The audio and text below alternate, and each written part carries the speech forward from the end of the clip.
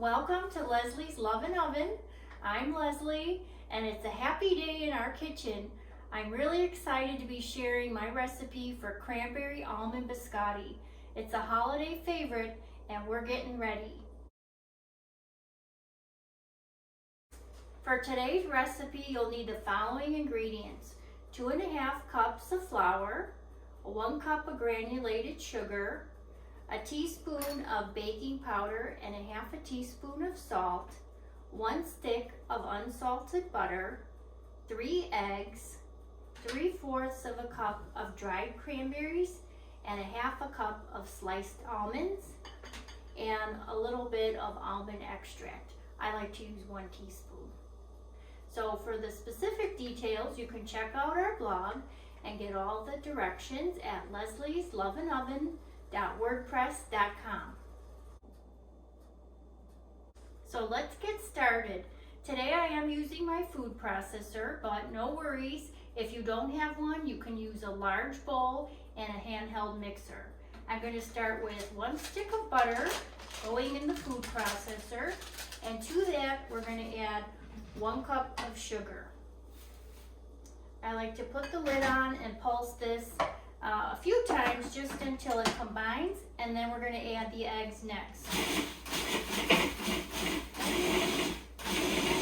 Alright, that should do it. You can see it becomes a little bit granulated, and that's how you know it's ready. Next, we're going to add 2 eggs right into the food processor to mix, and we can add them both at the same time. And to that, we're going to add 1 teaspoon of almond extract. And I love the way that perfumes the kitchen, especially at Christmas. There's 1 teaspoon. Okay.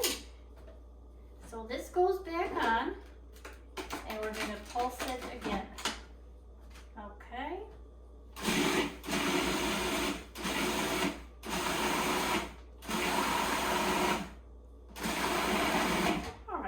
Fairly well blended. And next we're going to add in our dried cranberries and our slivered sliced almonds. I like to add them and then add the dry ingredients last. This kind of breaks up the cranberries and it gives it a beautiful color. When it's baking, you can see the cranberry color popping through. So this gives it a chance to kind of chop up these rough ingredients and really incorporate them into our dough. So again, a few more pulses, and then we'll finish up with our dry ingredients. It's a little noisy. Oh, I can really smell the almond extract. It smells like Christmas. Ooh, okay. A little messy, but that's okay. And now we're going to add 2½ cups of flour, and to that I add 1 teaspoon of baking soda and 1/2 teaspoon of salt. So we're just going to add that in, probably half to start, and then the rest of it after this is incorporated. Okay.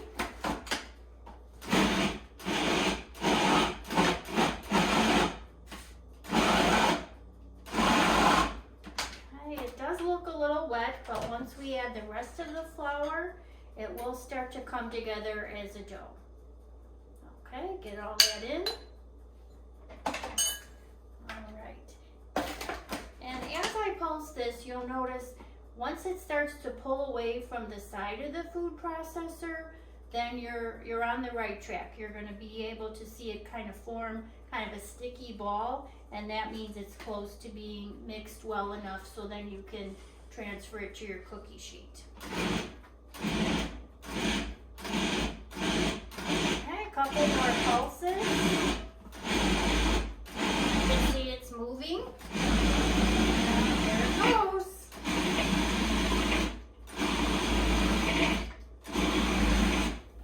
And maybe a few more times. Okay, I like to check it. And maybe 1 or 2 more pulses. You can see the dough is kind of firm to the touch, and that's what we want. We don't want to overmix it. So we'll just pulse it maybe 3 more times, and then we'll get ready to put it on our cookie sheet.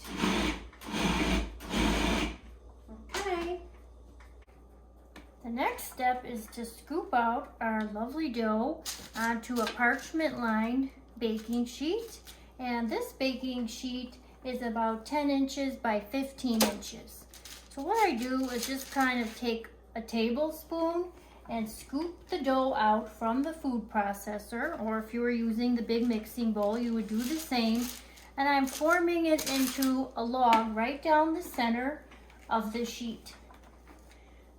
This takes a minute or so. And generally, I like the log to be maybe 13 or 14 inches. I'll show you how to form it once we get all the dough onto the sheet. And generally, I like the log to be about 3 inches across. Okay, I just have a little bit more dough to scoop out here. Wow, that almond extract smells wonderful. Okay, and I also have a little side bowl here with some flour, just to maybe take my fingertips and then help form the log just so it doesn't stick. And that's just about it. Okay, and you can see it reaches right to the end. This is a nice size cookie tray. You could use a larger one if you have it, but I wouldn't recommend using anything smaller than this. Okay, I kind of get it evened out. Whoops, there's a little more dough here in the bottom. Okay, and you could see the wonderful flecks of the cranberry because we did take a minute to pulse it in the food processor.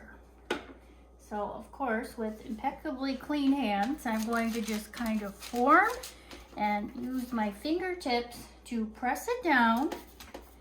And you can use the heel of your hand if you want to kind of flatten it. That's a technique that I find helpful, just to even it out. And you can see it's formed into a beautiful log. If you don't want to touch the dough as much, you could use the paper and kind of shape it like this and flatten it out, just in case it's a little tacky. That's another nice way to do it. And I kind of round the edges so it's even in height. There we go. And because it's Christmas, we have to add extra love. So let's do that generously, please. And sprinkle it on back and forth. Don't be shy. Oh, that looks gorgeous. And now, with our last egg, I cracked the egg and I'm just using the egg white. And I have a little small pastry brush. And what I'm going to do is just lightly brush the top of our log. Just a couple of strokes like this.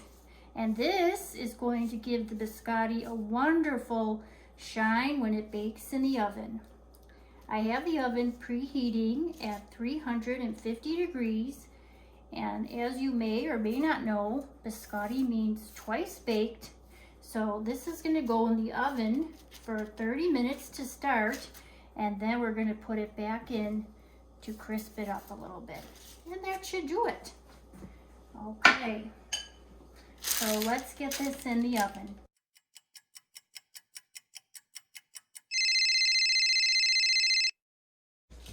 So here it is after 30 minutes. This is what it looks like. I let it cool for 10 minutes, and the next step is going to be to slice it on somewhat of a diagonal and then lay it flat on the sheet so we can get it back in the oven again.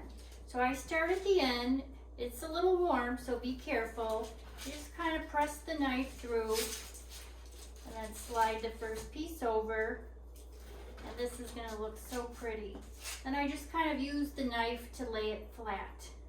And I'm going to keep doing that, and that should give us about 12 to 13 pieces. There we go. Ooh, that smells great. You can definitely smell the almond extract. It's got the beautiful color. This is going to be delicious with coffee. All right, so this is going to go back into the oven for 8 more minutes, and then after that we're going to flip it over one more time for about another 8 minutes, and then it'll be done. So after 8 minutes, this is what they look like. I'm going to use my little tongs now because they're very hot and I'm just going to flip them over so they can cook another 8 minutes on the other side. Okay, and there's the last one. And like I said, the ends get a little bit done sooner, so I just like to take a little early taste test on that one. And then these go back in the oven for 8 minutes, and that'll be it.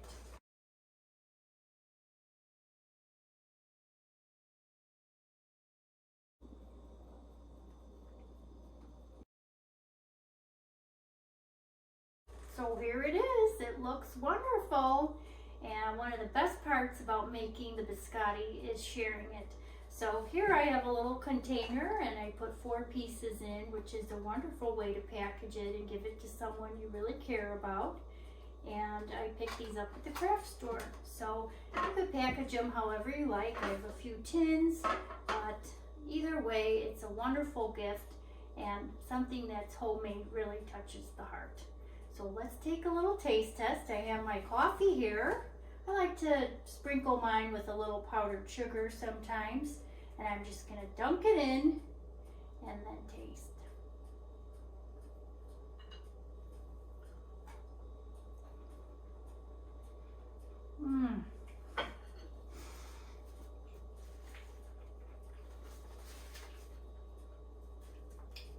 That is delicious. I really hope you try this. That is definitely my kind of coffee break. The crunch of the biscotti is so tender but crisp at the same time. You taste the cranberry and then the extract, and then you get a little extra crunch with the almond. It's just wonderful, and of course it goes great with coffee. So I certainly hope that you try this holiday. And from our kitchen to yours, Merry Christmas, and until next time, bon appetit!